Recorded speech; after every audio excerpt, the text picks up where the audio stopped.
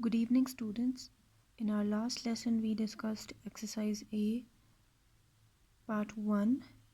We did question A, B, and C. Now come over to part D. These questions are more difficult. Discuss them first.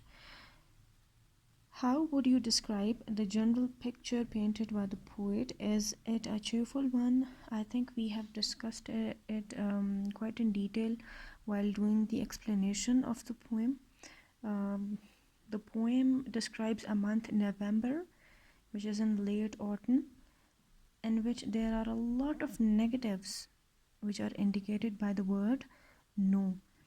The poet describes this season as being one without any sense of warmth or cheerfulness, and it has none of the other aspects that feature in some other months of the year. However, he does all this, he explains all this in a very cheerful, in a very light spirited way.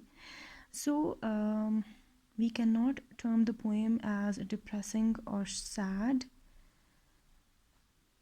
although there are depictions such as there are no trees, and you can find no leaves on the trees, and animals can no longer be seen. They have migrated, or either they have gone into hibernation.